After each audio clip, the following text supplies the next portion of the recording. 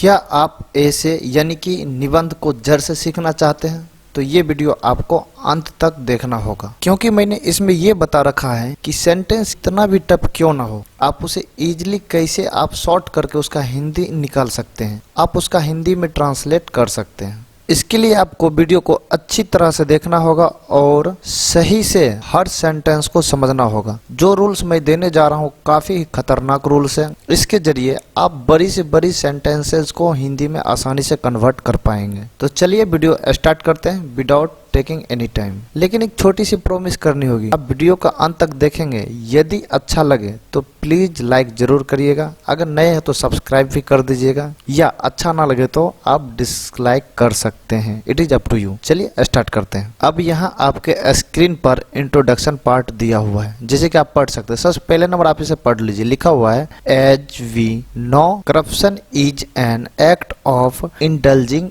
In illegal practices in order to gain monetary और material benefits। अब यहाँ तक का सेंटेंस है। यदि मैं बोलूँ इसका आप हिंदी करें तो आपको थोड़ा बहुत प्रॉब्लम जरूर होता होगा हिंदी करने में, लेकिन मैं यहाँ जो ट्रिक्स बताने जा रहा हूँ, जो टेक्निक बताने जा रहा हूँ, जो आपको टेक्निक प्रोवाइड करने जा रहा हूँ, काफ़ी अट्रैक्टिव है। तो सबसे पहला नंबर करना क्या है, किसी भी सेंटेंस को सबसे पहला नंबर आपको सब्जेक्ट को फाइंड आउट करना है। तो सब्जेक्ट यहाँ पर देखिए वी है, और वी से पहले जो है ना ये स्टार्टिंग वर्ड होता है। किसी भी सेंटेंस को स्टार्टिंग वर्ड, जैसे कि जनरली, नॉर्मली। तो सबसे पहला नंबर एज जो है इसको आपको एक नंबर पर रख लेना है। एज का मतलब होता है जैसा कि। उसके बाद वी को सेकेंड नंबर पर रख लेना है। वी का मतलब हम लोग। उसके बाद नो को हम लोग तीसरे स्थान पर रख लेंगे। नो का मतलब यहाँ हो जाएगा जानते हैं। देखिए वर्ब का पहला रूप जहाँ भी आए उसके पहले ईजा मार ना रहे तो उसके लास्ट में ऑटोमेटिक ता है ती है आ जाता है। ये आप प्रेजेंट इंडेफिनिट टेंस में पढ़े होंगे। उसके बाद करप्शन को आपको 4 नंबर पर रख लेना है। वहीं इज को आपको बाद में रखना है। देखिए जब आपको यहाँ पर एक वर्ब मिल जाए कोई भी, यहाँ पर मेन वर्ब भी हो सकता है, हेल्पिंग वर्ब भी हो सकता है, या helping verb plus main verb दोनों हो सकता है। तो इस कंडीशन में इससे पहले जो जितना भी बात आएगा इस सभी का हिंदी आपको एक साथ करना है। लेकिन इसका भी सीक्वेंस मैंने दिया है, पहले इसको बोलना है, उसके बाद इसको बोलना है, उसके बाद इसको बोलना है, उसके बाद इसको बोलना है। फिर जो लिखा है, an act of indulging in illegal practices in order to gain monetary और मटेरियल बेनिफिट्स। तो अब यहाँ से हिंदी नहीं करना, अब सीधा पीछे आ जाना है। तो पीछे में भी कंबाइंड करना है सेंटेंसेस को। देखिए यहाँ पर जो कंजंक्शन और है या एंड रहेगा तो इसके बाद वाला और इसके पहले वाले को एक साथ कर लेना। तो यहाँ पर देखिए टू प्रीपोजिशन है, प्रीपोजिशन पर भी ध्यान देना है, कंजंक्शन पर भी ध्यान देना है। पार्ट्स ऑफ स्पीच का थोड़ा बहुत नॉलेज आपको है तो कोई भी प्रॉब्लम नहीं होगी। देखिए लिखा है टू गेन, यानी कि ये टू और गेन दोनों इन्फिनिटिव है, ये दोनों टू इन्फिनिटिव का काम कर रहा है। तो आपको करना क्या है, मॉनेटरी और मटेरियल बेनिफिट्स, यानी कि ये पूरे को एक साथ रखना है। मॉनेटरी मतलब होता है मौद्रिक, और मतलब या मटेरियल बेनिफिट्स भौतिक लाभ। क्या होता है, भौतिक लाभ। तो इसको आपको रखना है 5 नंबर पर। देखिए कहाँ से कहाँ गया, 1 2 3 4, लेकिन इसके बाद बोलना नहीं है, सीधा आ जाना है 5 नंबर पे। उसके बाद पीछे से आना है, टू गेन मतलब होता है प्राप्त करने के लिए, इसको 6 नंबर पर रखना है। टू गेन इन्फिनिटिव है, इसको 6 नंबर पर रखना है। अब क्यों रख रहे हैं, आपके मन में सवाल आता होगा। तो ये पहला सेंटेंस मैं बता रहा हूँ, आगे का सेंटेंस आप और देखेंगे तो आपका क्लियर हो जाएगा। उसके बाद है इन ऑर्डर टू। देखिए टू जो है इसके साथ ही है, इन ऑर्डर के साथ, इन ऑर्डर टू गेन प्राप्त करने के क्रम में। इसका मतलब ये होता है, तो प्राप्त करने के लिए बोल सकते हैं। सेंस सेम होना चाहिए, लैंग्वेज आप कुछ भी डाल सकते हैं। देखिए 6 नंबर हो गया। उसके बाद है प्रैक्टिसेज, यहाँ पर नाउन है, इसके पहले ये जो वर्ड आता है ना एडजेक्टिव कहलाता है।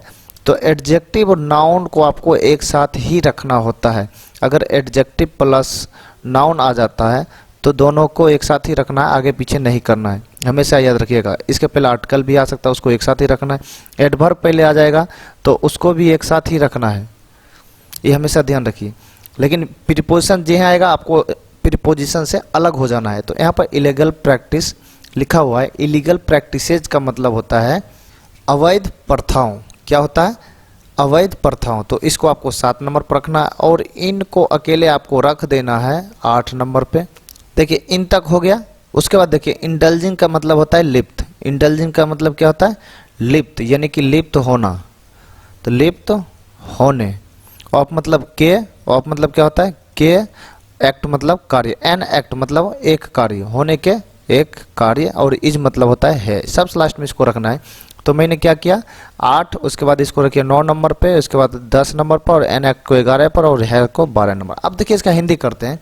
लिखा हुआ है एज, जैसे कि हम लोग जानते हैं भ्रष्टाचार, पीछे से आ जाइए, मॉनेटरी और मटेरियल बेनिफिट्स, मौद्रिक या भौतिक लाभ प्राप्त करने के क्रम में या प्राप्त करने के लिए इलीगल प्रैक्टिसेज, इलीगल प्रैक्टिसेज का मतलब होता है अवैध प्रथाओं में लिप्त होने के कार्य है। देखिए कितना इंटरेस्टिंग बात है कि इस तरह से आप किसी भी सेंटेंस को हिंदी कर सकते हैं।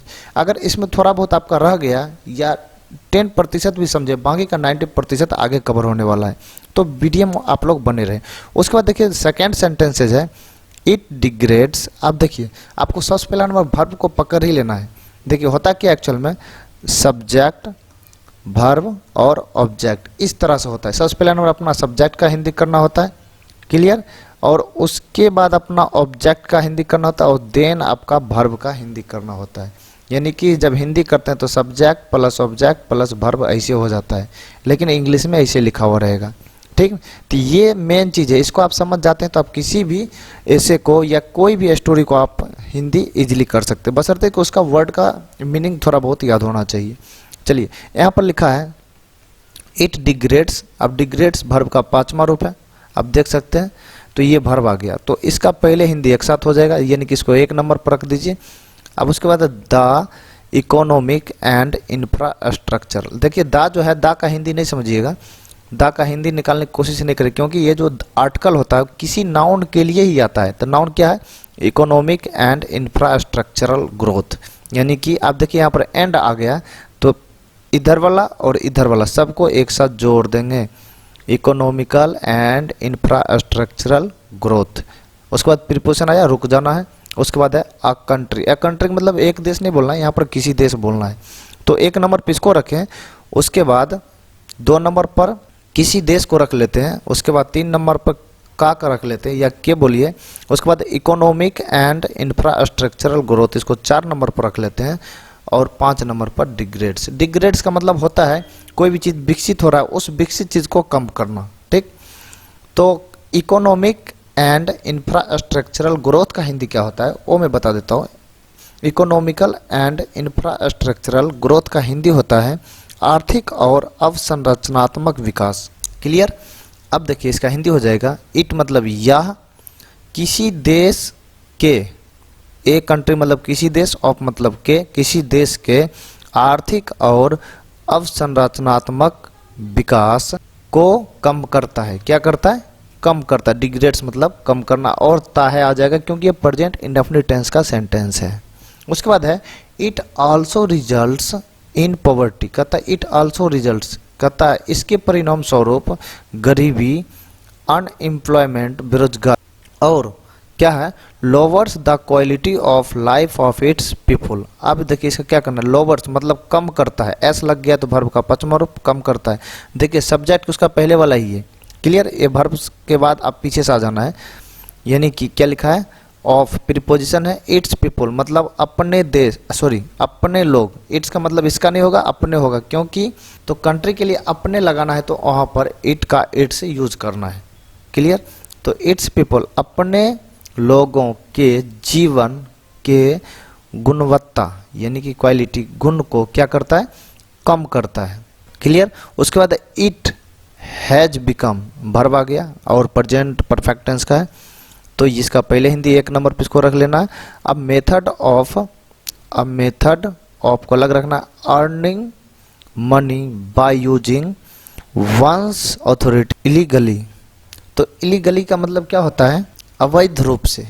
इलीगली का मतलब क्या होता है, अवैध रूप से, कहता है। अब पीछे से आ जाना, यह अवैध रूप से वंस अथॉरिटी यानी कि किसी के अधिकार का प्रयोग करके, बाय यूजिंग का मतलब होता है प्रयोग करके या प्रयोग करते हुए, जो भी बोल सकते हैं। बाय यूजिंग प्रयोग करते हुए पैसा, अर्निंग यानी कि मनी कमाने का, अर्न मतलब कमाना, मनी कमाने का एक मेथड मतलब होता है तरीका या विधि, एक तरीका हैज बिकम बन चुका है। तो चलिए हम इसका बॉडी पार्ट पर चलते हैं। देखिए स्क्रीन पर आपको ये बॉडी पार्ट दिख रहा होगा, लिखा हुआ है ब्राइबरी, जो रिश्वत होता है, इज। अब देखिए यहाँ पर वर्ब आ गया तो ब्राइबरी को अलग कर देना है। Bribery is the most, the लगा तो इसका मतलब नाउन आएगा, तो नाउन का है, मोस्ट भी नाउन नहीं है। कॉमन टाइप ऑफ करप्शन, कहता है the most common type of corruption, कहता है ब्राइबरी जो है करप्शन के, तो इसको तो सबसे पहले बोलना है, ब्राइबरी के बाद रिश्वत, करप्शन के द मोस्ट कॉमन टाइप को एक साथ रखना है। कहता है कि रिश्वत करप्शन के सबसे आम प्रकार है, यानी कि सिंपल प्रकार है। उसके बाद लिखा है lack of ethics and morality is cause of corruption.